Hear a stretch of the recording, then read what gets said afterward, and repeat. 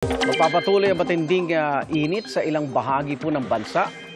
Sa forecast ng Pag-asa, maaaring sa Dagupan ulit pinakamainit bukas dahil sa heat index na 49 degrees Celsius. 47 degrees Celsius naman sa Apari, Cagayan at 46 degrees Celsius sa Tuguegarao City. May ilang lugar ding makakaranas ng 44 at 45 degrees Celsius.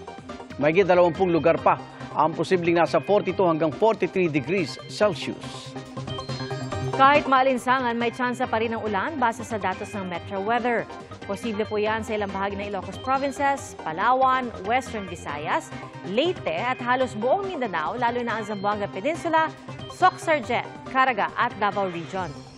Sa Metro Manila, mababa ang tsansa ng ulan sa ngayon pero magdala pa rin ng payong at mag-monitor ng mga advisory.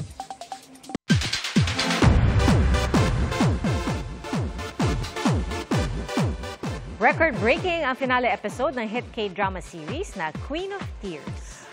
David Licauco, all set na para sa kanyang sleep apnea procedure. Saksi, si Nelson Canlas. Bukas na nakaset ang sleep apnea procedure ni pambansang Ginoo David Licauco. Sasailalim si David sa tinatawag na radio frequency procedure. 16 years old pa lang nang ma-diagnose si David ng sleep apnea, kung saan tumitigil ang kanyang paghinga habang tulog. Paano nga ba naghahanda si David para sa kanyang long-awaited procedure? Wala lang, prayers. Prayers lang, prayers. Swifties are down bad sa bagong album ni Taylor Swift na The Tortured Poets Department. Ayon kay Taylor, overwhelmed siya dahil umabot na sa 2.6 million album units ang nasold for this comeback. Grateful naman siya sa Swifties dahil sa bagong milestone. Number 1 rin si Taylor sa Billboard 200 chart for the 14th time. Queen of Tears to Queen of Ratings real quick dahil yan ang kanilang record-breaking finale episode kagabi. Highest rated ang kanilang last episode sa lahat ng dramas ng isang Korean channel. Patuloy naman ang Queen of Tears fever sa ilang behind the scenes na ibinahagi ng cast, kagaya ni Kwak Dong-yeon. Kailig din ang hatid ng IG pics ng Baekhyun couple na sina Kim Ji-won at Kim Soo-hyun. Kinainisan man ang lahat, syempre may pic pa rin si Park Sung-hoon with Ji-won. Para sa GMA Integrated News, Nelson Canlas ang inyong saksi.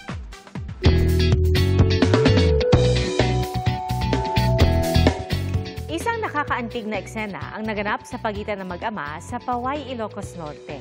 Hindi po napigilan ng ama na buhati ng anak nang malamang nakapasa siya sa Civil Engineers Licensure Exam. Ang kay Joel Robin Cachero na pagdesisyon niyang surpresahin ng ama na 28 taon ng bus driver.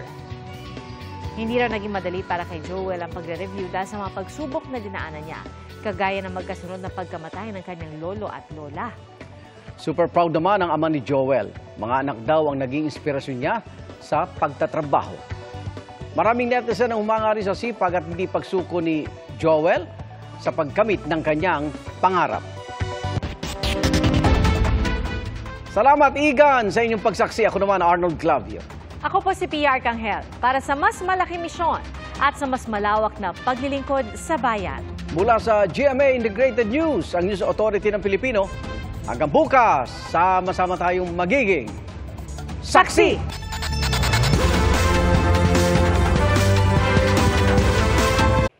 Mga kapuso, sama-sama tayong maging saksi. Mag-subscribe sa GMA Integrated News sa YouTube at para sa mga kapuso abroad, samahan niyo kami sa GMA Pinoy TV at sa www.gmanews.tv.